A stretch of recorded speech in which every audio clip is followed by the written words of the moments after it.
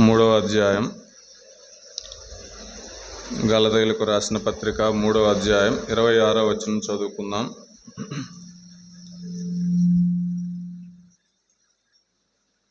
గలతీయులకు రాసిన పత్రిక 3వ అధ్యాయం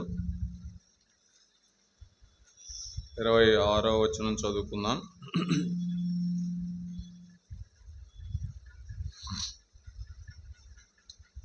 పేజ్ నంబర్ 170. యేసుక్రీస్తునందు మీరందరూ విశ్వాసము వలన దేవుని కుమారులై ఉన్నారు. మరలా చదువుకుందాం. గలతీయులకు రాసిన పత్రిక 3వ అధ్యాయం 26వ వచనం. యేసుక్రీస్తునందు మీరందరూ విశ్వాసము వలన దేవుని కుమారులై ఉన్నారు. దేవుని అదే యోహాను సువార్త 1వ అధ్యాయం, యోహాను సువార్త 1వ అధ్యాయం 12వ వచనం కూడా చదువుకుందాం. యోహాను సువార్త 1వ అధ్యాయం 12వ వచనం. తన్ను ఎందరు అంగీకరించరో వారికందరికీ, అనగా తన నామమునందు విశ్వాసముంచిన వారికి దేవుని పిల్లలగుటకు ఆయన అధికారము అనుగ్రహించెను. అందరం తల్ల వంచినట్లయితే నేను కూడా క్లుప్తంగా ప్రార్థన చేస్తాను. జీవాధిపతివైన మా కన్న తండ్రి,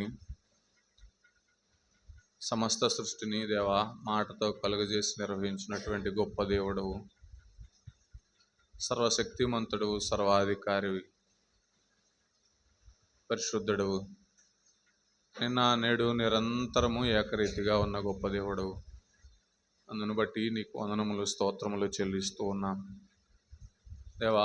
నీ దయను బట్టి, మీ కృపను బట్టి, మీ కనికరమును బట్టి, మీ వాత్సల్యతను బట్టి దేవా, ఇంతవరకు మమ్మల్ని అందరినీ సజీవుల సంఖ్యలో ఉంచి యొక్క శ్రేష్టమైనటువంటి పునరుద్ధాన దినములో తండ్రి, మీ పిల్లలమైన మేము ఇలాగను మీ సన్నిధికి చేరి వచ్చి తండ్రి ప్రభువా, మా జీవితాల్లో మీరు చేసినటువంటి ఆశ్చర్యకరమైనటువంటి కార్యములను బట్టి, మీరు ఇచ్చినటువంటి అమూల్యమైన రక్షణను బట్టి మిమ్మల్ని జ్ఞాపకం చేసుకుంటూ దేవా, మిమ్మల్ని స్తుతించేటువంటి భాగ్యం, గణపరిచేటువంటి భాగ్యం మాకు అనుగ్రహించినందుకై మీకు వందనములు, స్తోత్రములు చెల్లిస్తూ ఉన్నాం.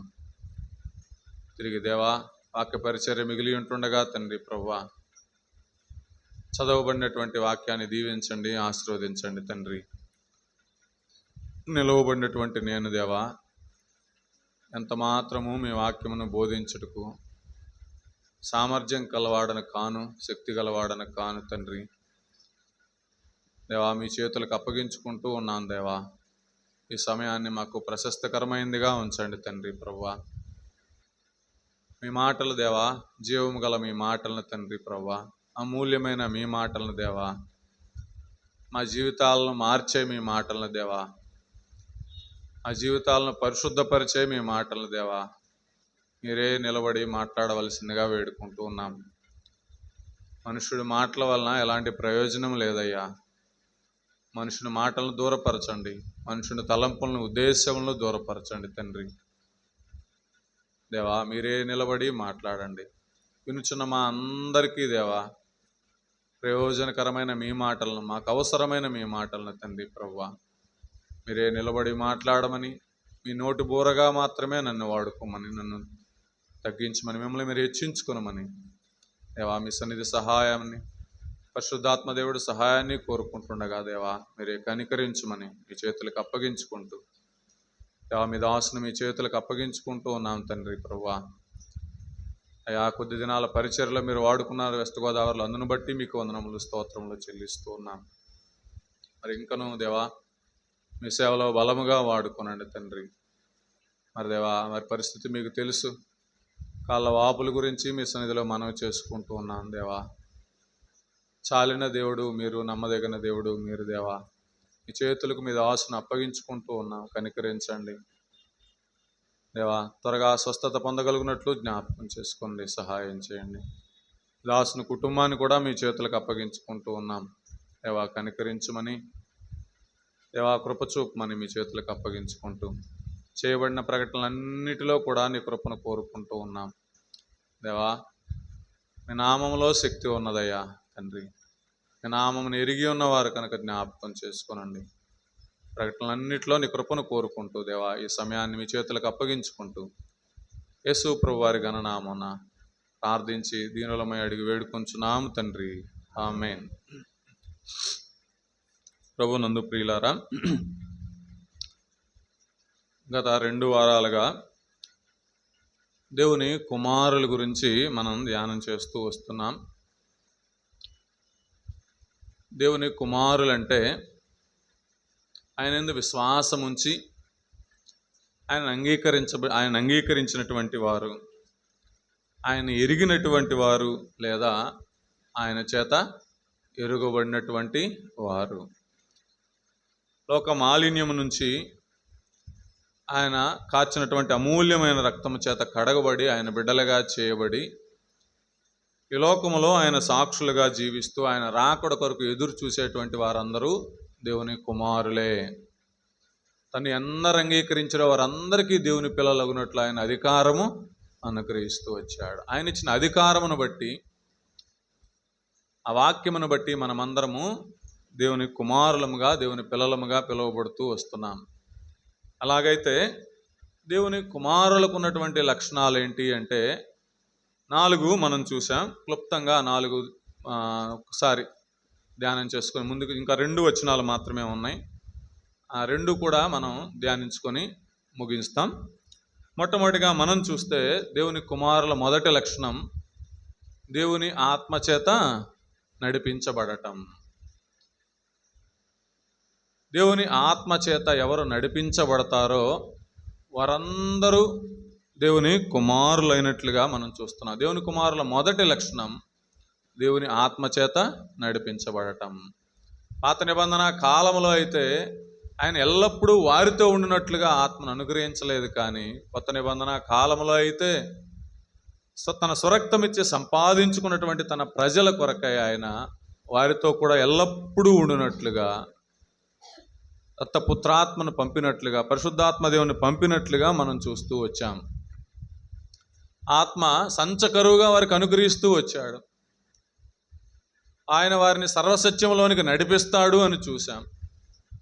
ఆత్మ మనల్ని నడిపించడానికి ఇష్టపడుతున్నాడు. ఎవరైతే ఆత్మ స్వాధీనంలో ఉంటారో, ఆయనకు అప్పగించుకుంటారో వారందరినీ నడిపించడానికి ఆయన సిద్ధంగా ఉన్నట్లుగా మనం చూశాం. ఎవరైతే ఆయన ఆత్మచేత నడిపించబడతారో వారందరూ దేవుని కుమారులు. దేవుని కుమారుల మొదటి లక్షణం అదే, ఆయన ఆత్మచేత నడిపించబడటం. రెండవదిగా మనం చూస్తే యేసు ప్రభు వారిని సాతాను శోధించే సందర్భంలో నువ్వు దేవుని కుమారుడు అయితే ఈ రాళ్ళు రొట్టెలగునట్లు ఆజ్ఞాపించమంటే ప్రభువారు సెలవిచ్చినటువంటి మాట ఏమంటారు? ప్రభువారు, దేవుని కుమారుడు రొట్టె వలన మాత్రము కాదు, కానీ ఆయన నోట నుండి వచ్చి ప్రతి మాట వలన జీవించును. దేవుని కుమారుడు అనబడిన వారు, ఆయన బిడ్డలుగా ఈ లోకంలో జీవించేటువంటి వారు, ఈ లోకపు ఆహారము కొరకై ఈ లోకం మీదే ఆధారపడేవారు కారు. తాత్కాలికంగా ఈ లోకమే శాశ్వతమైనట్టుగా భావించేవారు కాదు. కానీ దేవుని నోట నుండి వచ్చే మాట కొరకై కనిపెడుకుంటూ ఉంటారు. ఆయన మాట వలన జీవించడానికి ఇష్టపడుతూ వస్తారు. ఆయన మాట కొరకు కనిపెడితే ఆయన అన్నిటినీ సమృద్ధిగా దయచేసేటువంటి వాడు. ఏలియాను మనం చూసాం. క్షామములో కూడా ఆయన మాట మీద ఆధారపడ్డాడు, ఆయన చిత్తం కొరకై ఆధారపడ్డాడు. అందుకే శ్రేష్టమైన జీవితం కరువులో కూడా జీవిస్తూ వచ్చినట్లుగా మనం చూడగలం. దేవుని కుమారుడైనటువంటి వారు దేని మూలంగా బ్రతుకుతారు? ఆయన మాటను బట్టి బ్రతుకుతారు. అది రెండవదిగా మనం చూస్తే అదే సందర్భంలో సాతాను ప్రభువారిని శోధిస్తూ అంటారు. ఏమంటారు? నువ్వు దేవుని కుమారుడవైతే క్రిందికి దుముకుము, నీ పాదములకు రాయి తగలకుండా వారిని నిన్ను చేతులతో ఎత్తి పట్టుకొందురు అని వాక్యం సెలవిస్తుంది కదా. అంటే ప్రభువారు అంటారు, ఏమంటారు ప్రభువారు? నీ దేవుడైన ప్రభువుని శోధింపవలదు అని రాయబడి ఉన్నది అన్నట్లుగా ప్రభువారు సెలవిచ్చినట్లుగా మనం చూడగలం. ఇది దేవుని కుమారుల యొక్క శ్రేష్టమైనటువంటి 3వ లక్షణం. దేవుని శోధించే అనుభవం దేవుని వాక్యాలను వాక్యాల పట్ల అపనమ్మకం ఉంచేటువంటి అనుభవం దేవుని కుమారులకు ఉండదు. ఆయన వాక్యాల మీద సంపూర్ణంగా విశ్వాసం ఉంచుతారు, సంపూర్ణంగా నమ్మిక ఉంచుతారు, ఏమాత్రం అవిధేయత ఉండదు, సంపూర్ణంగా వాక్యానికి విధేయులు అవుతారు. దేవుని కుమారులు అనబడిన వారు ఆయన శోధింపరు. అంతే.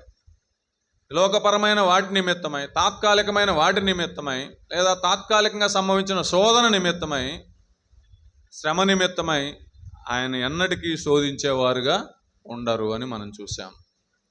నాలుగవదిగా మనం చూస్తే అదే సందర్భంలో సాతాను మూడోసారి ప్రభువును శోధిస్తూ ఆయన ఒక్క నిమిషంలో ఎత్తైన ప్రదేశానికి తీసుకెళ్ళి సమస్త రాజ్యములను, ఈ లోక మహిమను ఆయనకి చూపి ఏమంటాడు, నువ్వు సాగిలపడి నాకు నమస్కరిస్తే ఇవన్నీ నీకు ఇచ్చేస్తానంటే ప్రభువారు ఏమంటారు, నువ్వు దేవుని కుమారుడు అయితే నాకు నమస్కారం చేస్తే ఇవన్నీ నీకు ఇచ్చేస్తానంటే ఇవన్నీ నావి అంటే ప్రభువారు అంటారు, ఏమంటారు ప్రభువారు, ప్రభు అయిన నీ దేవుని మ్రొక్కి ఆయనను మాత్రమే సేవించవలెను. ఆయనను మాత్రమే సేవించాడు. ఆయన సేవించటం మాత్రమే గురి కలిగినటువంటి జీవితం. ఆయన మీద నుంచి తమ మనసును తిప్పుకొనకుండా, హెబ్రీయులకు రాసిన పత్రికలో చూశాం కదా, విశ్వాసమునకు కర్తయు దాన్ని కొనసాగించువాడునైనా యేసు వైపు చూచుచు, ఈ పందెపు రంగంలో పరిగెత్తే విధానం ఆయన వైపు మాత్రమే చూడాలి. రక్షణ పొందటానికి ఒకేసారి చూశాం, ముదిగంతముల నివాసులారా నా వైపు చూచి రక్షణ పొందుడు అన్నట్లుగా రక్షణ పొందటానికి ఒకసారి చూశాం. కానీ విశ్వాస జీవితంలో ఎదుగు నిమిత్తం, లోకం కొరకై దినదినము చనిపోయే నిమిత్తం, ఆయన సంపూర్ణతలోనికి సాగే నిమిత్తం, ఆ పరలోక రాజ్యానికి ప్రయాణమయ్యే ప్రతి సందర్భంలో ఇక లోక మాలిన్యాన్ని వదిలించుకుంటూ ఆయన వైపు చూస్తూ ముందుకు సాగాలంతే. ఈ లోకం వైపు కానీ, తాత్కాలికమైన జీవపు డంబాల వైపుకి కానీ, ఈ లోక ఆకర్షణ వైపుకి కానీ ఎంత మాత్రం మనసు తిప్పుకునేవారు కారు. ఆయన మాత్రమే చూస్తూ ఆయన వెంబడిస్తూ సాగేటువంటి జీవితం దేవుని కుమారులది అని చూశాం. లోకం మీద దేని మీద కూడా ఆకర్షిస్తూ ఉంటుంది. ప్రభువారిని ఆకర్షించారంటే మనల్ని ఆకర్షించడా? అనేక రకాలుగా ఆకర్షిస్తూ ఉంటాడు. దేవుని కుమారుడైతే ఆయన మాత్రమే మ్రొక్కి ఆయనను మాత్రమే సేవించాలి. దానియేలును మనం చూసాం. జీవము గల దేవుని సేవకుడవైన దానియేలు అనే రాజు సంబోధించినట్లుగా మనం చూడగలం. దానియేలు గొప్ప అధికారంలో ఉన్నవాడే, గొప్ప పదవిలో ఉన్నవాడే, ఈ లోకంలో ఆధిక్యతలో ఉన్నవాడే, ప్రభావశీలిగా ఉన్నవాడే. కానీ దానియేలు తన గమ్యాన్ని మర్చిపోలేదు. తాను ఏ దేవుడి కుమారునై ఉన్నాడో అని గుర్తెరిగాడు దానియేలు. అందుకే తన అనుదినము తప్పక సేవిస్తూ ఉన్నాడు దేవుణ్ణి. దానియేలు జీవితాన్ని మనం చూస్తూ వచ్చాం. అందుకే రాజు ఎరుగుతూ ఉన్నాడు. వాస్తవానికి భౌతికంగా రాజు సేవకుడైనా కూడా, రాజు కన్నా కూడా దానియేలు ఎవరిని సేవిస్తున్నాడు? ప్రభువారినే సేవిస్తున్నాడు. అందుకని దానియేలు గ్రంథంలో రాజు 2 సార్లు సంబోధిస్తూ ఉన్నాడు. దానియేలు గుహలో వేయబడే ముందు, వేయబడిన తర్వాత కూడా నీవు అనుదినము తప్పక సేవించున్న నీ దేవుడు రక్షించగలిగినా అని దానియేలును సంబోధిస్తున్నట్లుగా మనం చూడగలం. 4 లక్షణాలను మనం చూసాం. మొట్టమొదటిది ఏంటి? దేవుని కుమారులైతే దేవుని ఆత్మచేత నడిపించబడుతూ వస్తారు. దేవుని కుమారుడైతే ఆయన మాట మీద ఆశ పెట్టుకుంటారు. ఆశగా ఆయన వాక్యాన్ని అపేక్షిస్తారు. దానివల్ల బ్రతకటానికి ఇష్టపడుతూ వస్తారు. మూడవదిగా దేవుని కుమారులైతే ఆయనను శోధించరు. మన కొరకై రక్తము కార్చి ప్రాణం పెట్టినటువంటి ఆయన శోధించడానికి ఎంత మాత్రమో ఇష్టపడరు. నాలుగవదిగా మనం చూస్తే లోకం తట్టునైనో చూడకుండా, పేతురు వలె ఆయన మీద నుంచి దృష్టి మరల్చుకోకుండా ఆయన వైపే చూస్తూ ఆయన మాత్రమే సేవిస్తూ, ఈ లోకంలో ఏ ఉద్యోగం ఉన్నా కానీ, ఏ వృద్ధి కలిగి ఉన్నా కానీ అది కేవలం తాత్కాలికంగా బ్రతకటానికి మాత్రమే. కానీ మన గురి ఎల్లప్పుడూ ఎవరి వైపు ఉండాలి? ఆయన వైపే ఉండాలి. ఆయన్ని మాత్రమే సేవిస్తూ, ఆయన్ని మొక్కాలి, ఆయన్ని సేవించాలి, ఆయన ఆరాధించాలి. మన జీవితాల ద్వారా ఆయనకు మహిమ తీసుకొని రావాలి. ఈ దేవుని కుమారుల యొక్క 4 లక్షణాలని మనం చూసాం. ఇంకో 2 లక్షణాలను చూద్దాం. 5వ లక్షణంగా మనం చూస్తే మత్తయి సువార్త 5వ అధ్యాయం 9వ వచనం మనం చూస్తే, మత్తయి సువార్త 5వ అధ్యాయం 9వ వచనం మనం చూస్తే, మత్తయి 5:9 సమాధానపరచువారు ధన్యులు, వారు దేవుని కుమారులనబడుదురు. దేవుని కుమారులకు ఉన్నటువంటి ఈ శ్రేష్టమైనటువంటి 5వ లక్షణం ఏంటి అంటే సమాధానపరిచే లక్షణం. సమాధానపరచువారు ధన్యులు, వారు దేవుని కుమారులనబడుదురు. సమాధానం అంటే ఈ లోకంలో సమాధానము కాదు, ఈ లోకంలో నెమ్మది కాదు, కానీ దేవుడిచ్చే సమాధానం అంతే. దేవుడి సమాధానం. అసలు పరిశుద్ధ గ్రంథంలో మనం చూస్తే సమాధానమునకు కర్త ఎవరు, సమాధానమునకు అధిపతి ఎవరని రాయబడుతూ వచ్చింది. యెషయా గ్రంథం 9వ అధ్యాయం 6వ వచనంలో మనమందరం ఎరిగినదే. యెషయా గ్రంథం 9వ అధ్యాయం 6వ వచనంలో మనం చూస్తే, ఎలాగనగా మనకు శిశువు పుట్టెను, ఆయన మీద రాజ్యభారముండు అని చెప్తూ ఆయన గురించి రాయబడుతూ వచ్చింది కదా. ఆయన ఆశ్చర్యకరుడు, ఆలోచనకర్త, నిత్యుడగు తండ్రి, బలవంతుడైన దేవుడు, సమాధానకర్తయగు అధిపతి. లోకంలో ఎవరికైనా కూడా సమాధానాన్ని అనుగ్రహించేది ఆయనే. సమాధానకర్తయగు అధిపతి ఆయనే. ఆయనే సమాధానానికి కర్త అంతే. ఆయన సమాధానకర్తయగు అధిపతి. అదే యెషయా గ్రంథం 45వ అధ్యాయం 7వ వచనంలో మనం చూస్తే 45:7లో మాట అంటారు. 45వ అధ్యాయం 7వ వచనంలో మనం చూస్తే యెషయా గ్రంథం 45:7, పేజ్ నెంబర్ 607. నేను వెలుగును సృజించువాడను, అంధకారమును కలుగజేయువాడను, సమాధానకర్తను, కీడును కలుగజేయువాడను నేనే, యెహోవాను నేనే, వీటినన్నిటినీ కలుగజేయువాడను. ఆయన సమాధానకర్త అంత మాత్రమే కాదు, కానీ కీడును కలుగజేయువాడను నేనే. ఈ లోకం కొరకై, ఈ లోకము కొరకై, నశించిపోతున్న జనాంగం కొరకై ఆయన బాహువు చాపబడి ఉన్నది.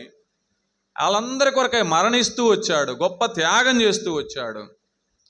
వారు ఇకనైనా మరలుకుంటారేమో, తమ పాపమును విడిచి పశ్చాత్తాపపడి ఆయన రక్తంతో కడగబడి ఆయన బిడ్డలవుతాడేమో, దినదినము వారి కొరకు ఎదురు చూసే దేవుడుగా ఉన్నారు. ఎవరైతే ఆయన అంగీకరించి రక్షణ పొందుతారో వారి సమాధానాన్ని అనుగ్రహించే దేవుడుగా ఉంటున్నాడు. ఎవరైతే అంగీకరించరో, ఎవరైతే ఆయన పిలుపును తృణీకరిస్తారో, ఎవరైతే ఆయన బిడ్డలుగా చేయబడటానికి ఇష్టపడరో, హృదయపూర్వకంగా ఆయన వాక్యమునకు లోబడరో, ఆయన ఇచ్చే రక్షణను తృణీకరిస్తారో, వారికి కీడు చేసేవాడు కూడా ఆయనే. సమాధానకర్త ఆయనే, సమాధానానికి అధిపతి ఆయనే. అంత మాత్రమే కాదు, కానీ అంగీకరించకపోతే కీడు కలగ చేసుకోవటానికి కూడా మనమే కారకులు అవుతాం. ఆయన వాక్యమును నమ్మకపోతే, అంగీకరించకపోతే, ఆయన బిడ్డగా చేయబడకపోతే నీ జీవితంలో సమాధానం ఉండదు, నా జీవితంలో సమాధానం ఉండదు. అలాగైతే దేవుని కుమారుల యొక్క లక్షణం ఏంటి? సమాధానపరచువారు ధన్యులు. సమాధానపరచువారు ధన్యులు. ఆయన సమాధానమునకు కర్తయే కానీ, అధిపతియే కానీ. యెషయా గ్రంథం 53వ అధ్యాయం 5వ వచనంలో రాయబడుతూ వచ్చింది కదా, మన సమాధానార్థమైన శిక్ష ఆయన మీద పడెను. మనందరికీ సమాధానం అనుగ్రహించే దాని కొరకై, నెమ్మది లేని మన బ్రతుకులను, తన శాంతిని మనకు అనుగ్రహించే దాని కొరకై, తన సమాధానాన్ని మనకు అనుగ్రహించే దాని కొరకై ఆయన మన శిక్ష యావత్తు ఆయన మీద వేసుకుంటూ వచ్చాడు. ఆయన మీద వేసుకుంటూ వచ్చాడు. దేని నిమిత్తమై? నెమ్మది లేని మన జీవితాలను, సమాధానం లేని మన జీవితాలను తన నెమ్మది అనుగ్రహించే దాని కొరకై, మన పాపములను తీసివేసి తండ్రితో మనల్ని సమాధానపరిచే దాని కొరకై, తన సమాధానాన్ని మనకు అనుగ్రహించే దాని కొరకై తన శిక్ష యావత్తూ మనం భరిస్తూ వచ్చామంతే, భరిస్తూ వచ్చాడు ఆయన అంతే. అదే రోమీయులకు రాసిన పత్రిక 5వ అధ్యాయం 10వ వచనంలో మనం చూస్తే, రోమీయులకు రాసిన పత్రిక 5వ అధ్యాయం 10వ వచనంలో ఏ స్థితిలో ఉంటే ఆయన సమాధానాన్ని మనకు అనుగ్రహిస్తూ వచ్చారు అంటే, రోమీయులకు రాసిన పత్రిక 5వ అధ్యాయం 10వ వచనం మనం చూస్తే, 5 రోమీయులకు రాసిన పత్రిక 5వ అధ్యాయం 10-11 వచనాలు. పేజ్ ఎలాగనగా శత్రువులమై ఉండగా ఆయన కుమారుని మరణము ద్వారా మనము దేవునితో సమాధానపరచబడిన ఎడల సమాధానపరచబడిన వారమై ఆయన జీవించుట చేత మరణించేముగా రక్షించబడదుము. అంతేకాదు మన ప్రభు అయిన యేసుక్రీస్తు ద్వారా మనం దేవుని యందు అతిశయపడుచున్నాము. ఆయన ద్వారానే మనం ఇప్పుడు సమాధాన స్థితి పొంది ఉన్నాము. ఆయన ద్వారానే మనం ఇప్పుడు సమాధాన స్థితి పొంది ఉన్నామంతే. శత్రువులమై ఉన్నాం. శత్రువులమైనటువంటి మన కొరకే ఆయన మరణించడం ద్వారా ఆయన ఏం చేస్తూ వచ్చాడు? ఆయన కుమారుని మరణము ద్వారా మనము దేవునితో సమాధానపరచబడ్డాం. ఆయన కుమారుడు ప్రభు అయిన యేసుక్రీస్తు వారు కలువరి శిలువలో కార్చిన రక్తమును బట్టి, ఆ శిలువ బలియాగమును బట్టి, ఆయన చెల్లించిన క్రయధనమును బట్టి కూడా మనమందరము ఆయనతో సమాధానపరచబడుతూ వచ్చాం. సమాధాన స్థితిలోనికి తీసుకుని రాబడుతూ వచ్చాం. అక్కడ మన జీవితం గురించి రాయబడుతూ వచ్చింది కదా, శత్రువులుగా ఉంటూ ఉన్నామంతే. దేవునికి శత్రువులుగా ఉంటూ వచ్చాం. నెమ్మది లేని స్థితిలో ఉంటూ వచ్చాం. సమాధానం కరువైన స్థితిలో జీవితాల్లో కలిగి ఉంటున్నట్లుగా మనం చూడగలం. ఆ స్థితిలో మనల్ని జ్ఞాపకం చేసుకుంటూ వచ్చాడు. తన సమాధానాన్ని మనకు అనుకరించడానికి ఇష్టపడుతూ వచ్చాడు. ఆ కుమారుని లోకానికి పంపుతూ వచ్చాడు. మనందరి పాపంలో ఆ కుమారుని మీద మోపటం ద్వారా, ఆయనకు ప్రాయశ్చిత్తం కలుగుట ద్వారా మనల్ని దేవునితో సమాధానపరుస్తూ వచ్చాడు. కొలస్సీలకు రాసిన పత్రిక 1వ అధ్యాయం 20వ వచనం మనం చూస్తే, కొలస్సీ 1:20. కొలస్సీలకు రాసిన పత్రిక 1వ అధ్యాయం 20వ వచనంలో మనం చూస్తే, ఆయన శిలువ రక్తము చేత సంధి చేసి ఆయన ద్వారా సమస్తమును, అవి భూలోకమందున్నవైనను పరలోకమందున్నవైనను వాటినన్నిటినీ ఆయన ద్వారా తనతో సమాధానపరుచుకొనవలనని తండ్రి అభీష్టమాయను. తిరిగి అదే 22వ వచనం చూస్తే, తన సన్నిధిని పరిశుద్ధులుగాను నిర్దోషులుగాను నిరపరాధులుగాను నిలువబెట్టుటకు ఆయన మాంసయుక్తమైన దేహమందు మరణం వలన ఇప్పుడు మిమ్మును సమాధానపరచను. దేని నిమిత్తం మనల్ని సమాధానపరుస్తూ వచ్చాడు? మనం తన సన్నిధిని నిర్దోషులుగా కనపడాలని, పరిశుద్ధులుగా కనపడాలని, నిరపరాధులుగా కనపడాలని ఆయన మాంసయుక్తమైన దేహమందు మరణం వలన ఇప్పుడు మిమ్మును సమాధానపరుస్తూ వచ్చాడంతే. దేవుని కుమారుల జీవితాల్లో ఏం కనపడుతూ రావాలి? సమాధానం కనబడుతూ రావాలి. ఆయన ఇచ్చే సమాధానం అంతే. ఆయన ఇచ్చే సమాధానం. ఒకప్పుడు అది లేని వారమే, కానీ దేవుని దయ వలన అట్టి సమాధాన స్థితిని పొందుతూ వచ్చాం. ఆ స్థితి పొందుతూ వచ్చినటువంటి మనం ఇప్పుడేం చేయాలి? ఏ ప్రేమనైతే రుచి చూసామో, ఏ సమాధానాన్నైతే ఆయన ద్వారా పొందుతూ వచ్చామో, ఏ నెమ్మదినైతే ఆయన ద్వారా పొందుతూ వచ్చామో, ఆ సమాధానాన్ని ఆయన ఎరుగని వారికి దేవుని పరిచయం చేయటం ద్వారా, దేవుని మాటలు వినిపింపజేయటం ద్వారా వారిని దేవునితో సమాధానపరచడానికి ఆ పరిచర్యను మనకు అనుగ్రహిస్తూ వచ్చాడు. అందుకే పౌలు అంటాడు కదా, అందుకే అపోస్తలుక 2వ కొరింథీయులకు రాసిన పత్రిక 5వ అధ్యాయం 18వ వచనంలో మనం చూస్తే, కొరింథీయులకు రాసిన 2వ పత్రిక 5వ అధ్యాయం 18-19 వచనాలు. కొరింథీయులకు రాసిన 2వ పత్రిక 5వ అధ్యాయం 18-19 వచనాలు. సమస్తమును దేవుని వలనైనవి, ఆయన మనలను క్రీస్తు ద్వారా తనతో సమాధానపరుచుకొని సమాధానపరచు పరిచర్యను మాకు అనుగ్రహించను. పౌలు ఏమంటారు? ఆయన మనల్ని క్రీస్తు ద్వారా తనతో సమాధానపరుచుకొని సమాధానపరచు పరిచర్యను మాకు అనుగ్రహించను. అదేమనగా, దేవుడు వారి అపరాధములను వారి మీద మోపక క్రీస్తునందు లోకమును తనతో సమాధానపరచుకొంచు ఆ సమాధాన వాక్యమును మాకు అప్పగించను. పౌలంటూ వస్తాడు, ఆ సమాధానపరిచే పరిచర్యను మాకు ఇచ్చాడయ్యా, ఆ సమాధానపరిచే వాక్యమును మాకు అప్పగిస్తూ వచ్చాడు. జనులందరి కొరకు ఆయన మరణిస్తూ వచ్చాడు. ఎందుకొరకంటే లోకమును తండ్రితో సమాధానపరచుకునేదాని కొరకై, వారికి ఆ సమాధాన స్థితి అనుగ్రహించేదాని కొరకై, ఆ పాపం నుంచి విడుదల అనుగ్రహించేదాని కొరకై, ఆ శాంతిని వారికి అనుగ్రహించేదాని కొరకై ఆ సమాధానపరచు పరిచర్యను మాకు అనుగ్రహిస్తూ వచ్చాడు. ఇప్పుడు వారి యొక్క గురి ఏంటి, వారి యొక్క చిత్తం ఏంటి, వారి యొక్క లక్ష్యం ఏంటి? పౌలు తన జీవితంలో ఏ గురి కలిగి ఉన్నాడు?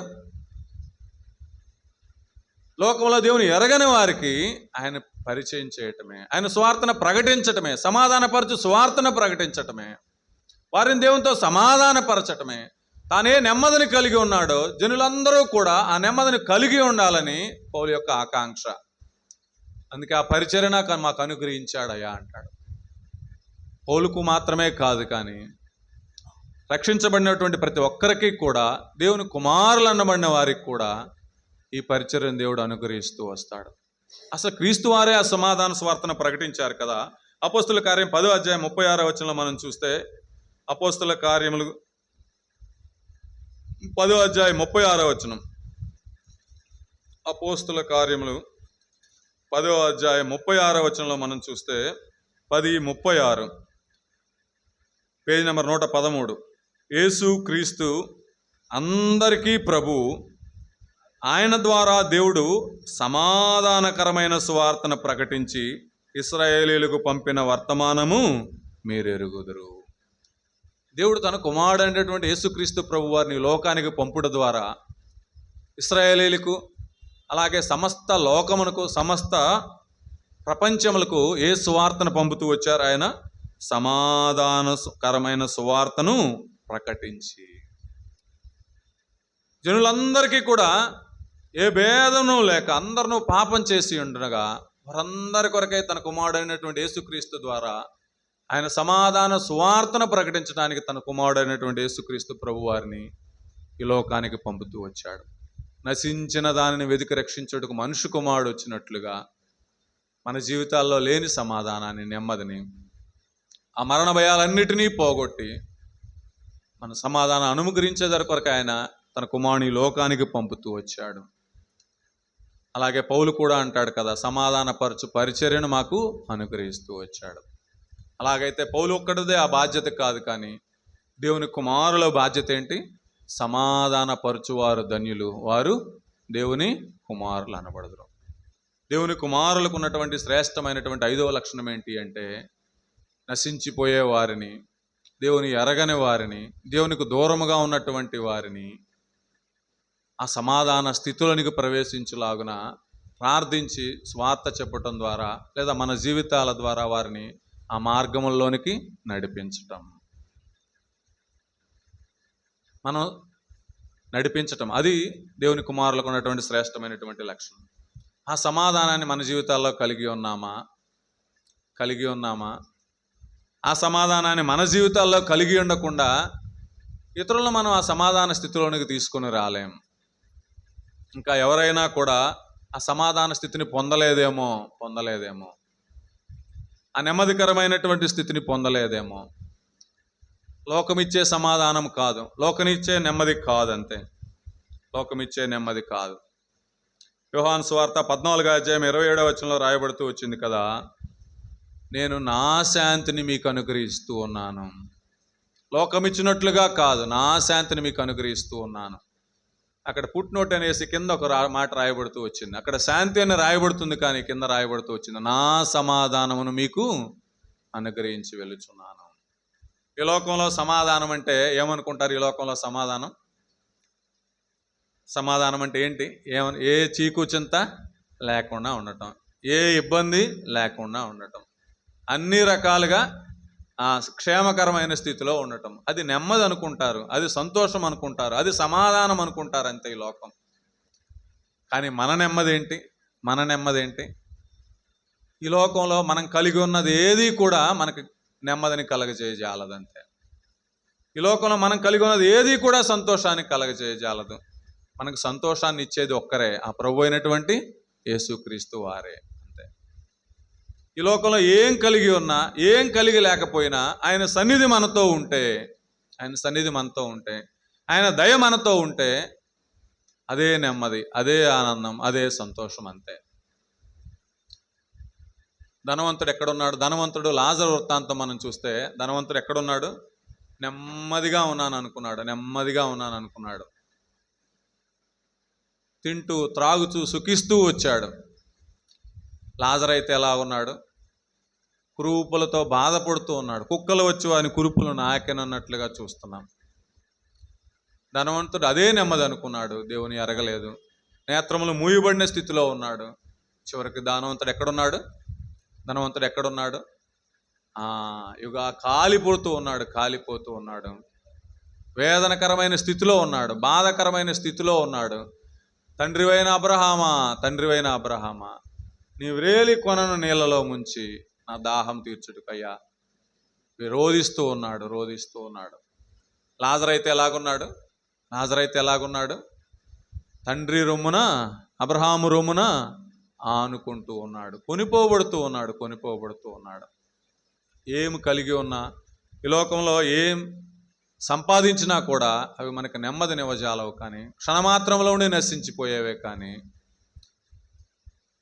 యుగాయుగములు ఆ పరలోక రాజ్యమును మన కొరకై సిద్ధపరిచినటువంటి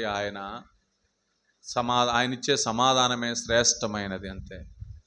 ఆయనిచ్చే సమాధానమే నెమ్మదికరమైనది అంతే.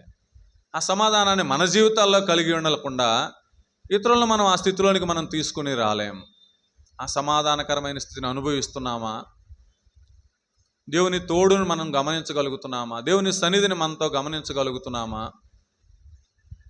లేక మనకున్న వాటిని బట్టి సంతోషిస్తూ, మనకున్న వాటిని బట్టి ఆనందిస్తూ వాటిలోనే నెమ్మదిని పొందుతున్నామా?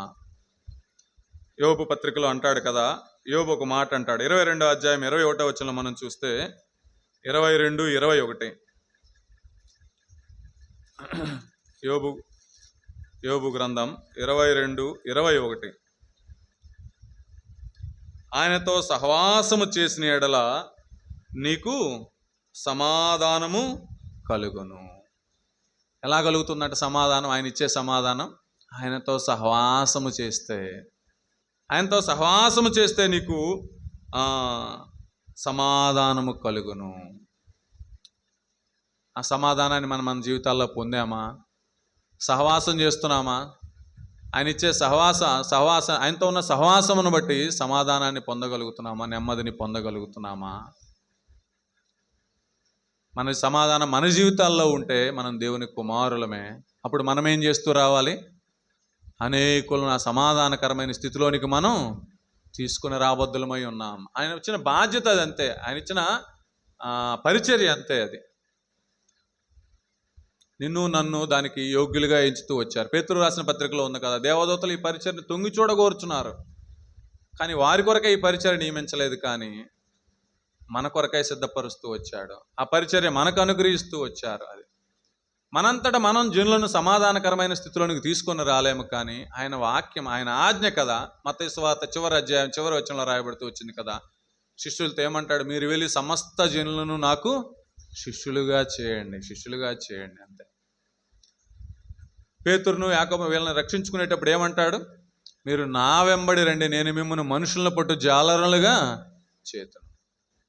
మనుషులు పట్టేవారిగా ఉండాలని, మనుషులకు సమాధాన సువార్తను వినిపించేవారుగా ఉండాలని, ఆయన ప్రేమను ప్రకటించేవారుగా ఉండాలని నిన్ను నన్ను రక్షించుకుంటూ వచ్చాడు. నిన్ను నన్ను సమాధానకరమైన స్థితిలో ఉంటూ వచ్చాడు. ఆయన సన్నిధిలో కూర్చునే భాగ్యం ఇచ్చాడు, ఆయన మాటలు వినే భాగ్యం ఇచ్చాడు, ఆయన సహవాసం ఇచ్చాడు. ఆయన ఎంతైనా నమ్మదగిన దేవుడు. నువ్వు రుచి చూసినటువంటి ఆ దేవుని, నువ్వు తెలుసుకున్న ఆ దేవుని, నువ్వు కలిగి ఉన్న సమాధాన స్థితిని అనేకులు పొందులాగున ఆ సమాధాన పరిచర్య నీకు అనుగ్రహిస్తూ వచ్చాడు. ప్రచురిస్తున్నామా? మనకు ఒక మాట ఉంది కదా, ఇంతకుముందు మనం చూసాం, నేను వచ్చు వరకు ఆయన మరణాన్ని, ప్రభువు వచ్చు వరకు ఆయన మరణాన్ని ప్రచురించదు. దాంట్లో చూసాం కదా, మన జీవితాల ద్వారా ఆయన ప్రచురిస్తూ రావాలి. ఆయన శరీరానికి సాదృశ్యంగా ఉన్నటువంటి ఒక రొట్టెలో పాలు పంపులు పొందేటప్పుడు, ఆయన రక్తానికి సాదృశ్యంగా ఉన్న రసపాత్రలో పాలు పంపులు పొందేటప్పుడు ప్రతి వారం మనం ఆలోచించుకోవలసిందేంటి? మన జీవితాల ద్వారా ఆయన్ను ప్రచురం చేయాలి, ఆయన మరణాన్ని ప్రచురం చేయాలి, ఆ సమాధాన సువార్తను ప్రచురం చేయాలంతే. మనంతట మనమైతే దాన్ని చేయలేము, కానీ ఆయన ఆజ్ఞ కనుక, ఆయన మనతో ఉంటాడు కనుక, ఆయన తోడుంటాడు కనుక, ఆయన మనల్ని తన సాధనాలుగా వాడుకుంటాడు మాత్రం అంతే. మన ద్వారా తన పరిచర్యను జరిగించడానికి ఇష్టపడుతూ ఉన్నారు. ఆ సమాధానం నువ్వు కలిగి ఉంటే ఆ సమాధాన పరిచర్యను నువ్వు స్వీకరిస్తావు. ఎలా ఉంది మన జీవితం? ఆలోచించుకుందాం. మనం విస్తారంగా సువార్త చెప్పక్కర్లేదు, కానీ ఒక మాట దేవుని పరిచర్య చేయటం. మొన్న ఎప్పుడో ఒక సాక్ష్యాన్ని చూస్తూ వచ్చాను నేను, టీవీలో ఏదో ఒక సాక్ష్యం చూస్తూ వచ్చా. రాయలసీమకి చెందినటువంటి ఒక అన్యులు అనుకుంటాను. ఆయన సాక్ష్యం చెప్తూ మంచి ధనవంతుడే, అన్ని ఆస్తిపాస్తులు కలిగిన వాడే, విస్తారమైన బంధుజనం ఉన్నటువంటి వాడే. 1990లో అనుకుంటాను అతను సాక్ష్యం చెప్తూ, అతను రక్షించబడిన విధానం చెప్తూ, ఆ రోజుల్లో భూమి మీద ఇప్పుడులాగా అన్ని మెషినరీలు లేవు కదా, కేవలం మనుషులు చేసే వ్యాపారాలు ఏమున్నాయో వాటన్నిటిలో నాకు ప్రవేశం ఉంది, అవన్నీ నేను చేశాను అన్నాడు. ప్రతి వ్యాపారం చేశాను అంతే. అన్ని వ్యాపారాలు చేస్తూ వచ్చాడంట. ఆ వ్యాపారాల్లో అతనికి ఒక వ్యక్తి తోడయ్యాడు. అతను ఎవరంటే ఒక క్రైస్తవుడు. ఆ క్రైస్తవ బ్రదర్ పేరు ఏం పేరంటే సుందరం బ్రదర్, అంతే. ఈయన పేరు ఏదో ఉంది, నాకు గుర్తులేదు పూర్తిగా. అతను చూస్తూ వచ్చాడు, అతని వ్యాపార ప్రయాణంలో ఎంతోమందిని చూస్తూ వచ్చాడు, ఈ వ్యక్తిని చూస్తూ వచ్చాడు. ఎంతోమంది రకరకాలుగా మాటలు చెప్తారు, మళ్ళీ కనపడరు, కానీ ఈ వ్యక్తి అయితే ఎలాగున్నాడంటే నమ్మకంగా ఉంటూ వచ్చాడంట, అంతే.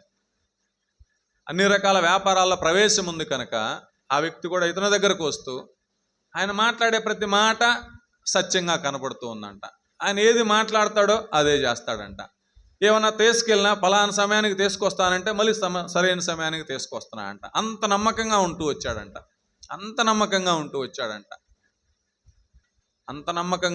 ఎప్పుడైనా డబ్బులు అవసరమైతే తీసుకెళ్ళినా కూడా ఫలానప్పుడు అంటే మళ్ళీ కరెక్ట్గా తీసుకొని రావడం. ఆయన జీవితాన్ని చూసి ఆశ్చర్యపోతూ వచ్చాడంట. ఆయన క్రైస్తవుడు.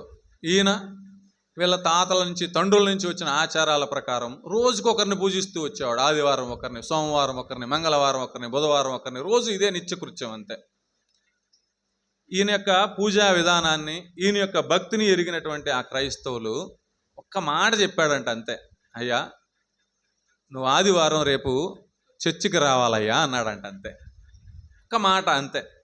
ఎంత గొప్ప దేవుడో, ఆ మాట ద్వారా ఎంత కార్యం జరిగించుకుంటాడో అంటే నేను చెప్తున్నాను. ఆదివారం చర్చికి రావాలయ్యా అంటే ఈయనకంతే ఎంత కోపం వచ్చిందంట సహజంగా. ఇకంతే బూతులు తిట్టడానికి లేచాడంట. తిట్టడానికి లేచాడంట. నన్ను రమ్మంటావా అని. అసలు మారు మాట్లాడలేదంట ఆయన. మాట్లాడలేదు. మౌనంగా కళ్ళెమ్మట నీళ్ళు వస్తుంటే ఆ తిట్టిన తిట్లకి ప్రతిస్పందించకుండా, ఏమాత్రం ఆగ్రహపడకుండా, అయ్యా నువ్వు వస్తే మంచిదయ్యా అని వెనుదిరిగి వెళ్ళిపోయాడంట, అంతే. నువ్వు ఆదివారం రావాలయ్యా, వస్తే మంచిదయ్యా అని మళ్ళీ వెనుదిరిగి వెళ్తా ఉన్నాడంట. మళ్ళీ రెండోసారి కూడా నన్ను రమ్మంటావా అని ఇంకా కుర్చీలోంచి లేచాడంట కొట్టడానికి. ఆయనే చెప్తూ అన్నాడు. లేచాడంట కొట్టడానికి. లేస్తే ఆల్రెడీ వెళ్తున్నాడు కదా, వెళ్ళే వ్యక్తిని కొట్టడం ఎందుకులే, ఇక్కడ నిలబడితే కదా, వెళ్తున్నాడు కదా అని వదిలేశాడంట. ఆ రాత్రి పడుకున్నాడు, పడక మీదకి వెళ్ళాడు, కానీ ఆ వ్యక్తికి నిద్రపట్ల. సహజంగానే మనిషికి ఉండే బలహీనతలను బట్టి, ఆ శరీరపరమైన జబ్బులను బట్టి తను చిన్నప్పటి నుంచి ఒక జబ్బుతో బాధపడుతూ ఉండేవాడు. ఆయాసం ఏదో చెప్పాడు అతను. బాధపడుతూ ఉంటే అతని మనసులో ఆలోచన, పరిశుద్ధాత్మ దేవుడు లేదా ప్రభు వారు రేకెత్తించే ఆలోచన, అంతే. ప్రభు కార్యం చేసేటప్పుడు నిద్రపట్టలేదంట. ఎంతకీ నిద్రపట్టలేదంటే అటు ఇటు తిరుగుతున్నాడు. ఒక ఆలోచన, నువ్వు చిన్నప్పటి నుంచి ఇంత నిష్టగా ఉన్నావు కదా, ఏ వారమైనా నువ్వు పూజ చేయకుండా ఆగావా? ఏ వారమైనా నువ్వు అక్కడ గంటలు గడపకుండా ఆగావా? మరి ఈ నెమ్మది ఏంటి? ఈ నెమ్మది లేని స్థితి ఏంటి? ఈ సమాధానం లేని స్థితి ఏంటి? ఈ బలహీనత ఏంటి ఈ పరిస్థితి? ఆయన ఏమన్నాడు? నిన్నేమన్నా గొప్ప కార్యం ఏం చేయమనలేదు కదా, ఆదివారం రమ్మన్నారు, అంతే కదా. చూస్తే పోలా? ఒకసారి చూస్తే తప్పే ఉంది, అందరినీ చూసాం కదా, ఒకసారి చూడొచ్చు కదా అన్న భావన మనసులో, అంతే. ఇంకా వేధిస్తూ ఉందంట, అంతే. ఇక నిద్ర పట్టట్లేదు. ఇక చివరికి అనుకున్నా అంట, సరే చూద్దాం. ఆ మాట అనుకున్న తర్వాత నిద్రపోయాడంట ప్రశాంతంగా. సరే, అది బుధవారం గురువారం అనుకుంటాను. మళ్ళీ ఆదివారం వచ్చింది. ఇంట్లో ఎవరితో చెప్పలేదు. కామ్గా లేచాడు, రెడీ అయ్యాడు. అక్కడి నుంచి ఒక 18 కిలోమీటర్ల దూరం అనుకుంటాను, 18 కిలోమీటర్ల దూరం అని చెప్పాడు. బహుశా తమిళనాడు దగ్గరలో అనుకుంటాను. వెళ్ళాడు, మందిరానికి వెళ్ళాడంట. ఆయన చెప్పిన అడ్రస్ ప్రకారంగా వెళ్ళాడు. అందరిలో కూర్చున్నారు. వాళ్ళు ఆరాధించే విధానం, వాళ్ళు పాటలు పాడే విధానం, వాళ్ళు దేవుని స్తుతించే విధానం, సరళమైన భాషలో దేవుడు వారికి జీవితాల్లో ఏ మేలులు చేశాడో వాటిని ఎత్తి పట్టుకుంటూ ఆరాధన చేయటం, వాళ్ళు దేవుని స్తుతించడం చూసి నేను కూడా ప్రతిరోజు వల్లే వేస్తాను కదా, ఈ శ్లోకాలు ఇవన్నీ వాటి అర్థాలు కూడా నాకు ఒక్కసారి తెలియవేమో, కానీ వీళ్ళెంత సరళంగా ఇంతగా ఆరాధిస్తూ ఉన్నారే అని తన్మయుడై చూస్తూ ఉండిపోయాడు. ఆరాధన అంతా అయిపోయేసరికి ఆయన మనసులో ఒక రకమైనటువంటి భావన, గొప్ప దేవుడు ఈయనేనేమో అని. ఆ ఆరాధనలో చూశాడు. ఆ తర్వాత ఆరాధన అంతా అయిపోయిన తర్వాత సుందరం బ్రదర్ ఆయన చూశారు, గట్టిగా కౌగులించుకున్నారు. అయ్యా వచ్చావా అని. నాకు ఒక బైబిల్ ఇవ్వమంటే వాళ్ళే బైబిల్ ఇచ్చారు, ఆ కొత్త నిబంధన తీసుకుని ఇంటికి వస్తాడు. ఇంటికి వచ్చిన తర్వాత వాళ్ళు అడిగారు, ఇవాళ ఆదివారం చేయాల్సిన పనులన్నీ చేయకుండా, పూజలన్నీ చేయకుండా ఎక్కడికి వెళ్ళావంటే నేను చర్చికి వెళ్ళాను అన్నా అంట. అంతే ధైర్యంగా. రకరకాలుగా మాట్లాడుతున్నా స్పందించలేదు. ఆ పరిశుద్ధ గ్రంథాన్ని చదువుతూ ఉన్నాడు. నేనే నిజమైన దేవుడు, నేనే దేవుడు, వేరే వారు ఎవరు లేరని యేసు ప్రభువు వారు చెప్పిన మాటలు ఆ పరిశుద్ధ గ్రంథాన్ని చదువుతూ ఉంటే, నేను ఏ గ్రంథంలో కూడా ఇలాంటి మాటను చూడలేదే, నేనే దేవుడునని. నొక్కి ఒక్కానించే దేవుడు, నిశ్చయముగా చెప్పుచున్నానని చెప్పే దేవుడు ఆయన చూస్తూ వచ్చాడు. అంతే, ఆయన దర్శించబడుతూ వచ్చాడు. ఇక ప్రతి ఆదివారం క్రమం తప్పకుండా వెళ్తూ వచ్చాడు. అంతే, క్రమం తప్పకుండా వెళ్తూ వచ్చాడు. బాప్తీసం తీసుకున్నాడు, రక్షించబడుతూ వచ్చాడు, తన ప్రజల్లో సాక్షిగా ఉంటూ వచ్చాడు, పరిచర్యకు అప్పగించుకున్నాడంట. చివరికి ఆయన రక్షించింది ఎవరు? ఒక చిన్న మాట. ఏ మాట అది? అయ్యా నువ్వు ఆదివారం చర్చికి వస్తే బాగుంటుందయ్యా, ఒక మాట. ఏం సువార్త చెప్పాడు ఆయన? ఏమి చెప్పలా. అంతే, దేవుడు ఆ వ్యక్తి దేవుని కుమారుడు కనుక, ఆ వ్యక్తి దేవునికి లోబడ్డాడు కనుక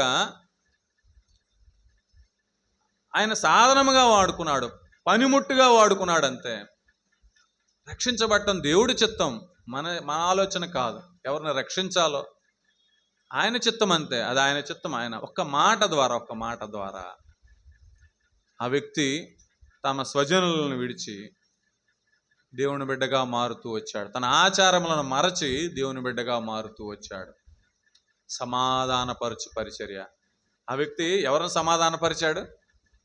ఆ క్రైస్తవుడు ఎవరిని సమాధానపరిచాడు? దేవుని ఎరగని వాడిని, నిజ దేవుళ్ళు కాని వాటికి పూజలు చేస్తున్నటువంటి ఆ వ్యక్తిని దేవునితో సమాధానపరుస్తూ వచ్చాడు. దేవుని ప్రేమను చూపిస్తూ వచ్చాడు. దేవుని మార్గములో వారిని పయనింపజేస్తూ ఉన్నాడు. ఎంత శ్రేష్టమైన లక్షణమో కదా. సమాధానపరిచే పరిచర్యను దేవుడు మనకు అప్పగిస్తూ వచ్చాడు. లూకాసు వార్త 1వ అధ్యాయం 79వ వచనంలో రాయబడుతూ వచ్చింది కదా. లూకాసు వార్త 1వ అధ్యాయం 79వ వచనంలో మనల్ని ఏం చేస్తూ వచ్చాడు అక్కడ? లూకాసు వార్త 1వ అధ్యాయం 79వ వచనంలో మనం చూస్తే చివరి నుంచి చదువుదాను. మన పాదములను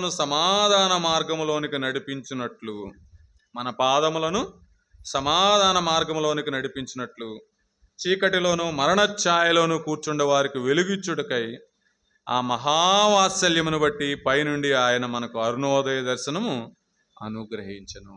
దేనికి? మన పాదములను సమాధాన మార్గంలోనికి నడిపించటానికి. మనల్ని నడిపించాడు. ఆ సమాధాన మార్గములో మన పాదములను ఉంచాడు. మనం ఏం చేస్తూ రావాలి? ఎవరెవరైతే ఆ సమాధాన మార్గములో లేరో వారిని ఆ సమాధాన మార్గంలో నడిపించేటువంటి బాధ్యత, పరిచర్య దేవుడు మనకు అనుగ్రహిస్తూ రాగా, ఆ పరిచర్యను చేసేవారు ఏమవుతారు? దేవుని కుమారులు అనబడతారు. జ్ఞాపకం చేసుకుందాం. దేవుని కుమారులకున్న శ్రేష్టమైన 5వ లక్షణం సమాధానపరచటం. లోకాసు వార్తలో రాయబడుతూ వచ్చింది కదా. ఏమంటాడు? లోకాసు వార్త 2వ అధ్యాయం 14వ వచనంలో, సర్వోన్నతమైన స్థలముల్లో దేవునికి మహిమయు, ఆయనకిష్టులైన మనుషులకు భూమి మీద సమాధానము. అంతే, ఆయనకిష్టులైన మనుషులకు భూమి మీద సమాధానం ఉంటుంది. ఆ సమాధానం మన జీవితాల్లో ఉంటే పరిచర్య మనకు అనుగ్రహిస్తూ వచ్చాడు. పరిశీలన చేసుకుందాం. సమాధాన సువార్తను ప్రకటిద్దాం. 6వదిగా మనం చూస్తే మత్తయి సువార్త 5వ అధ్యాయం 43వ వచనం. మత్తయి సువార్త 5వ అధ్యాయం 43వ వచనం. 5:43 లేదా 5:44, 43 నుంచి చదువుదాం. నీ పొరుగు వాని ప్రేమించి నీ శత్రువును ద్వేషించుమని చెప్పబడిన మాట మీరు విన్నారు కదా. నేను మీతో చెప్పున్నదేమనగా, మీరు పరలోకమందున్న మీ తండ్రికి కుమారులయ్యుండునట్లు మీ శత్రువులను ప్రేమించుడి, మిమ్మల్ని హింసించు వారి కొరకు ప్రార్థన చేయుడి. ఏం చేయాలంట మనం? మీ శత్రువులను ప్రేమించుడి, మిమ్మల్ని హింసించు వారి కొరకు ప్రార్థన చేయుడి. దేవుని కుమారులకు ఉన్నటువంటి శ్రేష్టమైన లక్షణం ఇదన్నమాట. శత్రువులను ప్రేమించాలి, మిమ్మల్ని హింసించే వారి కొరకు ప్రార్థించాలి. ఎందు నిమిత్తమై? పరలోకమందున మీ తండ్రికి కుమారులయ్యుండునట్లు. అది ఈనాడు విశ్వాసులలో నాతో సహా ఈనాడు విశ్వాసులందరిలో లోపించింది ఏదైనా ఉంది అంటే, ఎక్కువగా లోపించింది ఏదైనా ఉంది అంటే ఇదే. పాత నిబంధన కాలంలో అయితే కంటికి కన్ను పంటికి పన్ను అని చెప్పబడింది, కానీ నీ పొరుగువాని ప్రేమించి నీ శత్రువుని ద్వేషించమని చెప్పబడుతూ వచ్చింది. కానీ కొత్త నిబంధన కాలంలో అయితే ఏం రాయబడుతూ వచ్చింది? నీ శత్రువుని ప్రేమించి నిన్ను హింసించే వారి కొరకు ప్రార్థన చేయమని చెప్పబడుతూ వచ్చింది. ప్రార్థన చేయమని చెప్పబడుతూ వచ్చింది. దేవుని కుమారులకు ఉన్న శ్రేష్టమైన లక్షణం అంతే. అది ఎవరు నేర్పారు మనకి? మన ప్రభువారి కాదా? మన యజమాడు నేర్పింది కాదా? మన దేవుడు నేర్పింది కాదా? ఆయన ఏం చేస్తూ వచ్చాడు? ఆయన సిలువ వేసేవారిని చూసి ఆయన ఏం చేస్తూ వచ్చాడు? తండ్రి, వీరేమి చేయుచున్నారో ఎరుగరు, వీరిని క్షమించయ్యా, వీరిని క్షమించమని ఆయన పలుకుతూ వచ్చాడు కదా. మనకు నేర్పిన మాదిరి కాదా? మనకు నేర్పిన మాదిరి కాదా? అదే మత్తయి సువార్త 6వ అధ్యాయంలో మనం చూస్తే, మత్తయి సువార్త 6వ అధ్యాయంలో మనం చూస్తే 5వ వచనం నుంచి మనం చూస్తే ఆయన ప్రార్థన నేర్పుతూ శిష్యులకి ఆ ప్రార్థనలో ఒక మాట ఉచ్చరించమంటారు. ఏంటి అది? చూడండి, 9వ వచనం మనం చూస్తే, 9వ వచనం లేదా కాబట్టి మీరిలాగా ప్రార్థన చేయడు అని చెప్తూ 12వ వచనం చూద్దాం. 9వ వచనం ప్రారంభంలో కాబట్టి మీరిలాగా ప్రార్థన చేయడు అని చెప్తూ ఆ మాటలన్నీ వచ్చిస్తూ 12వ వచనం ఏమంటుంది? మా రుణస్థులను మేము క్షమించి ఉన్న ప్రకారము మా రుణములు క్షమించుము. తిరిగి అదే 14వ వచనంలో మనం చూస్తే, మనుషుల అపరాధములను మీరు క్షమించిన ఎడల మీ పరలోకపు తండ్రియు మీ అపరాధములను క్షమించును. మీరు మనుషుల అపరాధములను క్షమింపకపోయిన ఎడల మీ తండ్రియు మీ అపరాధములను క్షమించడు. ఈ లోకంలో మనకి ఎవరు రుణస్థులుగా ఉన్నారో, మనల్ని ఎవరైతే బాధిస్తూ ఉన్నారో, మనల్ని ఎవరైతే వేధిస్తూ ఉన్నారో, వారిని మనం ప్రేమించకపోతే, వారిని మనం క్షమించకపోతే దేవుడు మన అపరాధములను ఎలా క్షమిస్తాడు? అక్కడ రాయబడుతూ వచ్చింది కదా, మీరు వారిని క్షమిస్తే దేవుడు మీ అపరాధములను క్షమిస్తాడు. మీరు వారి అపరాధములను క్షమించకపోతే దేవుడు మీ అపరాధములను క్షమించడు.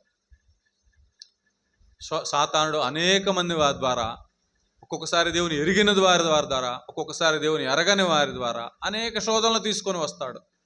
నీవు ఆ రాజ్యంలో నడవటం, ఆ సమాధానకరమైన మార్గంలో నీ పాదములు ఉండటం వాడికి ఇష్టం లేదంతే. ఆ సమాధాన స్థితిని నువ్వు కలిగి ఉండటం, ఆ నెమ్మది స్థితిని నువ్వు కలిగి ఉండటం, లోకమిచ్చినట్లుగా కాకుండా దేవుడిచ్చే సమాధానాన్ని పొందడం సాతానికి ఇష్టం లేదంతే. రేపుతూ ఉంటాడు మనుషుల్ని అంతే.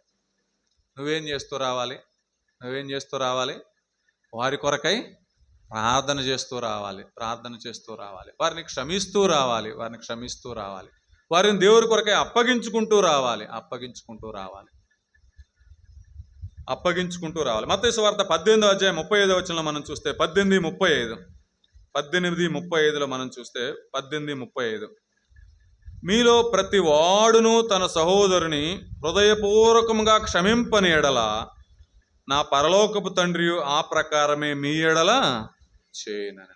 ఎలా క్షమించాలంట? ఎవరినైనా కానీ మన తోటి సహోదరుని, మనకు హాని చేసిన వారిని ఎలా క్షమించాలి? హృదయపూర్వకంగా క్షమించాలి. మనం ఎలా క్షమిస్తాం? ఒక మాట ఎవరన్నా మనల్ని అంటే ఎప్పుడు గుర్తుపెట్టుకుంటాం? మనం చచ్చిపోయేంత వరకు ఒక మాట గుర్తుంటుందేమో కదా. పలానప్పుడు నువ్వు ఈ మాట అన్నావు, పలానప్పుడు నువ్వు నాకు హాని చేసావు. దేవుడు ఏమన్నాడు? మీ పాపముడికి ఎన్నడూ జ్ఞాపకం చేసుకోను అన్నాడు. జ్ఞాపకం చేసుకోను అన్నాడు. మరి మనం ఎన్నిసార్లు జ్ఞాపకం చేసుకుంటాం? ఆ మనిషిని చూసినప్పుడల్లా గుర్తొచ్చిద్దేమో కదా.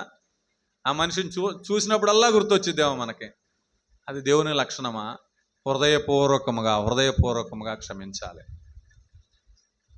మనం క్షమించలేకపోతే దేవుడు మనల్ని ఎలా క్షమిస్తాడు? అది దేవుని కుమారుల లక్షణమా? కాదు కదా. హృదయపూర్వకంగా క్షమించాలి, ఆయనకు అప్పగించుకోవాలి. హాని చేసేవరకై ప్రార్థన చేయాలి, శత్రువులను ప్రేమించాలి. ఇది మాటతో మాత్రం కాదు, కానీ మాట చెప్పినంత సులభం కాదు కానీ లోబరుచుకుంటూ రావాలి. దేవుడికి అప్పగించుకునే కొద్దీ, దేవుడి సన్నిధిలో గడిపే కొద్దీ ఆ పరివర్తన మన జీవితాల్లో వస్తుంది. ఆ లోబడే స్వభావం మన జీవితాల్లోకి వస్తుంది. సహజంగా శరీరంలో ఉంటాం కనుక ఎప్పుడన్నా ఏమైనా అన్నా, ఒక చిన్న గొడవ పడినా నీలో పరిశుద్ధాత్మ దేవుడు మాట్లాడుతూ ఉంటాడు, అది తప్పు కదా అని. కానీ ఆ పరిశుద్ధాత్మ దేవుడికి మనం లోబడం అమ్మా నేనెక్కడ క్షమిస్తాను? ఒకవేళ క్షమించి అనుకుంటాం అంతే. కానీ నీ అంతట నువ్వు వెళ్ళి ఆ వ్యక్తిని పలకరించుకునే ప్రయత్నం నువ్వు చెయ్యవు. ఎందుకంటే తగ్గుతానేమో. నేను తగ్గితే తగ్గటానికి ఇష్టపడం. మన ప్రభు వారు ఎంత తగ్గారు? ఆయనతో పోల్చుకుంటే నా తగ్గింపు ఏం గొప్ప? చిన్న మాట తగ్గటానికి, ఒక క్షమాపణ అడగటానికి మనం ఎంతగా ఆలోచిస్తామో కదా. దేవుడు ఎంతగా తగ్గించుకున్నాడు. సముద్రాన్ని సృష్టించి దానికి హద్దులు ఏర్పాటు చేశాడు అంతే. ఆ దాటి రాకూడదని హద్దులు. సూర్యచంద్రులను కలుగుగాక అంటే కలుగుతూ వచ్చినాయి కదా. అంతటి వాడే, సర్వాధికారం కలిగిన వాడే తాను తగ్గించుకొని ఈ లోకానికి మానవ రూపిగా వస్తే, అంతగా తగ్గించుకుంటే నువ్వు నేను ఎందుకు తగ్గించుకోలేం? విశ్వాసుల్లో లోపిస్తున్నది అదే. అంతే. లోకస్తులు తగ్గరేమో కానీ మనమైతే తగ్గవలసిన వారమే అంతే. అందుకే పౌలు అంటాడు కదా, చావైతే లాభం అంతే. సమస్తాన్ని వెంటతో సమానంగా ఎంచుకున్నాడు. ఏది కాదు. నాతో సహా నేనే ఇది కాదు, మనం అందరము కూడా ఎన్నిసార్లు ఆయన చిత్తానికి వ్యతిరేకంగా నడిచామో కదా. హృదయపూర్వకంగా క్షమించాలి. అయ్యా వారిని ఆశీర్వదించయ్యా, వారిని క్షమించయ్యా, నన్ను క్షమించయ్యా అని వారి కొరకు వారిని ఆశీర్వదించయ్యా, వారికి మంచి మనస్సు అనుగ్రహించయ్యా, నేను హాని చేసినా కూడా మంచి మనస్సు ఇవ్వయ్యా అని ప్రార్థన చేయాలి. కానీ మొన్న ఎక్కడో చూశాను, ఒక భక్తుడు ఎవరో చెబుతూ ఉంటే, మన వాళ్ళు ప్రార్థన ఎలా చేస్తారంటే వాక్యాన్ని ఆధారంగా చేసుకొని, ప్రభువా, ఎవరో చెప్తుంటే విన్నాను, ప్రభువా మిమ్మల్ని ముట్టినవాడు నా కనుగుడ్డును ముట్టినట్టు అన్నావు కదయ్యా, నన్ను ఆ సోదరు ఇలా దూషించిందయ్యా, ఆ సోదరుడు ఇలా దూషించాడయ్యా, నీ వాక్యం ఉంది కదయ్యా అని ప్రార్థన చేస్తున్నారంట ఒకరెవరో.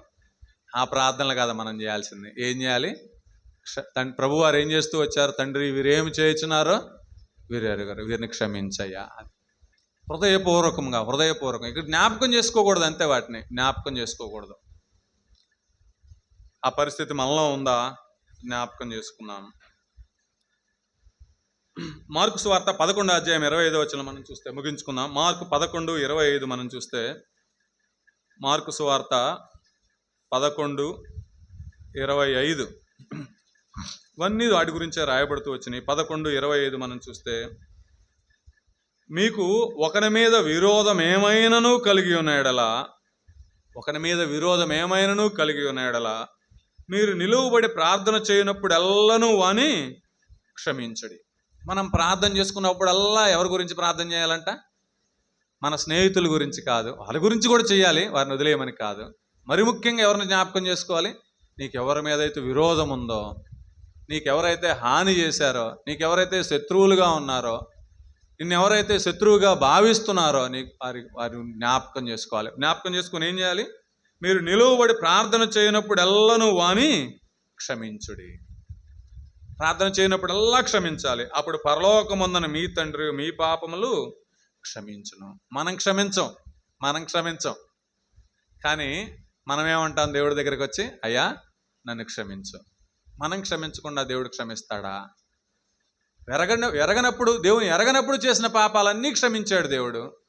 ఇప్పుడు ఎరిగి ఆయన వాక్యానికి విరుద్ధంగా ప్రవర్తిస్తుంటే క్షమిస్తాడా?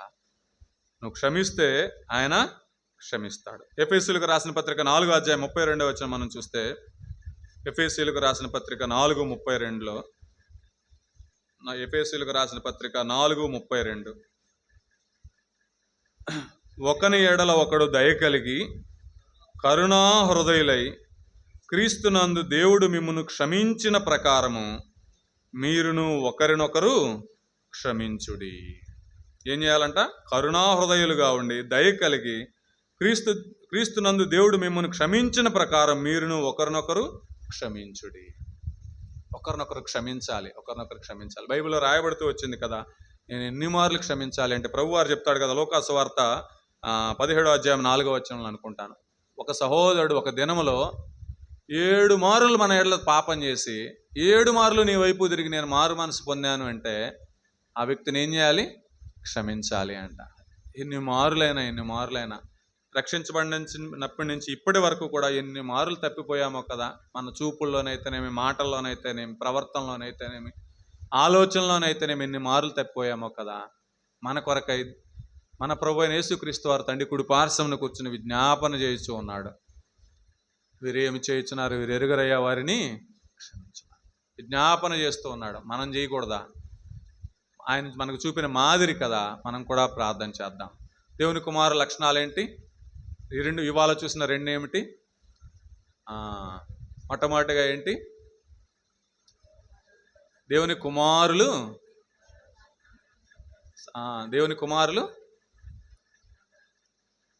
కుమారులైతే, మర్చిపోయాను నేను, సరే ఆ 2 వచనాలు గుర్తుపెట్టుకున్నాం. దేవుని కుమారులైతే శత్రువులను క్షమించాలి. దేవుని కుమారులైతే సమాధాన పరచాలి. దేవుడి మాట.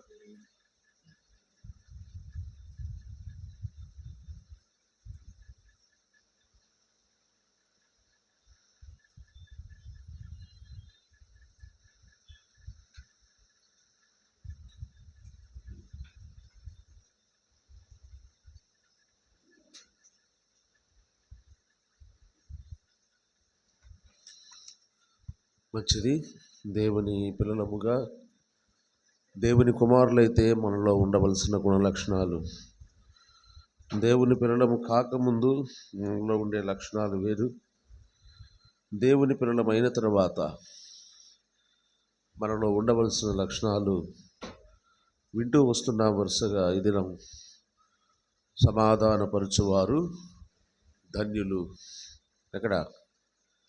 మత్తయి 5:5, వారు దేవుని కుమారులు అనబడుదురు కదా. సమాధానపరచువారు ధన్యులు, వారు దేవుని కుమారులు అనబడుదురు. రెండవది క్షమించే మనస్తత్వం. కొంతమంది చూస్తున్నప్పుడు వాళ్ళ విధానం వారికి అర్థమయ్యేది ఏంటంటే, వాళ్ళ లైఫ్లో అసలు ఎదుటోళ్ళని క్షమించడం అనేదే కొంతమందికి ఉండదు. అసలు క్షమించడం అనేదే ఉండదు. నేను కొంతమంది వ్యక్తులను చూశాను, ఎవరైనా ఏదైనా ఒక పొరపాటు చేస్తే ఆ పొరపాటు చేసిన వాళ్ళు వచ్చి నాది పొరపాటు అయిపోయింది, నన్ను క్షమించండి అని 100 సార్లు చెప్పినా, సంవత్సరాల తరబడి చెప్పినా క్షమించకుండా అలాగే ఉండే మనస్తత్వాలని చాలామందిని చూశాను. వాళ్ళ గురించి నేను ఒక మాట చెప్తాను. వాళ్ళ డిక్షనరీలో క్షమించడం అనే పదమే ఉండదు వాళ్ళ జీవితంలో, వాళ్ళ మైండ్లో ఉండదు. ఇంకా అది క్షమించలేరు, చచ్చేదాకా సాధిస్తారు. వాళ్ళు చచ్చినా వదిలిపెట్టరు. ఏది అతను చనిపోయినా కూడా కక్ష సాధించే వాళ్ళు ఉన్నారు. క్షమించే మనస్సు. దేవా వీరేమి చేయుచున్నారు, వీరు ఎరుగరు అన్నాడు. దాన్ని స్టెఫను చూపించాడు.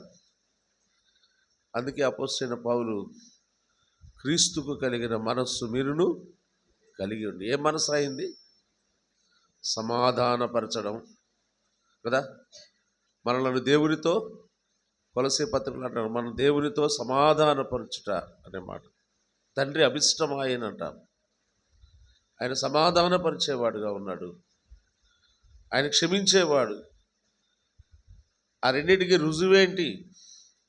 యేసు ప్రభువుకు సమాధానపరిచేవాడు, క్షమించేవాడు అనడానికి మీరు రుజువు ఏదైనా చూపించగలరా అంటే, నువ్వు నేను ఇక్కడ కూర్చోవటమే, నువ్వు నేను ప్రభు బలంలో పాలు పొందడమే.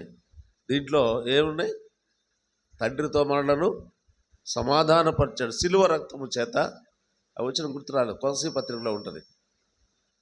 ఆయన సిలువ రక్తము చేత సంధి చేసి మనల్ని తండ్రితో సమాధానపరిచాడు. ఎలాగూ అంటే, ఆయన తన అమూల్యమైన రక్తాన్ని కలువరి శిలువలో మన కొరకు, మన శిక్ష యావత్తు ఆయన భరిస్తూ, దేవా వీరేమి చేయుచున్నారో వీరెరుగరు, వీరిని క్షమించమని మనలను ఆయనతో సమాధానపరిచాడు. కాబట్టి సమాధానము, క్షమాపణ, ఈ రెండు దేవుని కుమారులుగా, దేవుని కుమార్తెలుగా ఆయన పిల్లలమని చెప్పుకుంటున్నప్పుడు, నేను ఫలాని స్కూలుకు చెందిన స్టూడెంట్ని అని చెప్పుకున్నప్పుడు, ఆ స్కూల్ యూనిఫాము, ఆ స్కూల్ టై, ఆ స్కూల్ బ్యాడ్జి వాడి దగ్గర కనపడాలి కదా. మామూలు 10th క్లాస్ లోపల స్కూల్స్ ఉన్నాయి కదా, ప్రైవేట్ స్కూల్స్ ఎక్కడైనా కానీ. ఇప్పుడు గవర్నమెంట్ స్కూల్స్ కూడా యూనిఫామ్ ఉంది. నేను ఫలానా స్కూల్ స్టూడెంట్ అంటే ఏం కనపడేది? మేము చదువుకునే రోజుల్లో టై కట్టుకునేవాళ్ళం. టై మీద ఒక బ్యాడ్జ్ ఉండేది, దాంట్లో మా స్కూల్ పేరు ఉండేది. ఆ టై, ఆ కలర్, యూనిఫామ్ చూడంగానే అదిగో ఫలానా స్కూల్ స్టూడెంట్ ఉంటాడు. ఇప్పుడు ఐడి కార్డులు వచ్చినాయి కదా, పిల్లలకు కూడా ఐడి కార్డులు మెడలో వేసుకుంటారు. అది చూడంగానే ఇదిగో ఫలాని ఎంప్లాయీ, ఇతను ఫలాని డిపార్ట్మెంట్లో పనిచేసే ఎంప్లాయీ. ప్రతి ఒక్కళ్ళు ఐడి కార్డు ధరిస్తారు. అది చూస్తున్నప్పుడు వాళ్ళ స్థితి అర్థమవుతుంది. అలాగే దేవుని పిల్లలమయ్యా, దేవుని కుమారులుగా, కుమార్తెలుగా చేశాడు. ఆయనతో మనలను పాలిభాగస్తులుగా చేశాడు. మరి తండ్రితో సమాధానపరిచాడు, మనల్ని క్షమించాడు.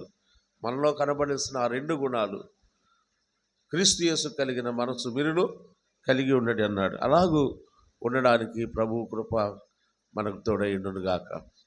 మంచిది, ప్రార్థన చేసుకొని మనం ముగించుకుందాం. బయటకు రావాల్సి వచ్చిన వారికి భోజనం సిద్ధంగా ఉంది. ఆ దగ్గర దూరం నుండి వచ్చిన వారు కూడా భోజనం చేసి వెళ్ళవచ్చు.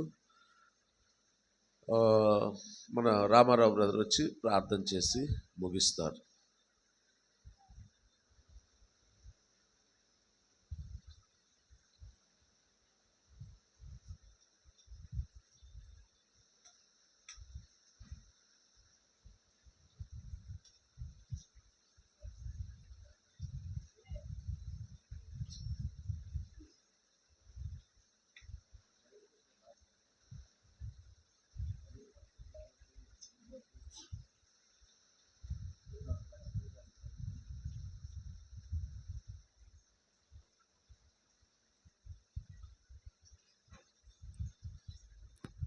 ప్రార్థన చేసుకుందాం. మహాపరిశుద్ధుడైన తండ్రి, కృప కలిగిన దేవా, దయ కలిగిన మా ప్రభువా, ఘనమైన, అమూల్యమైన, శ్రేష్టమైన, కొనియాడదగిన, ఆరాధింపదగిన నామమును బట్టి మీకు విరళలేని స్తుతులు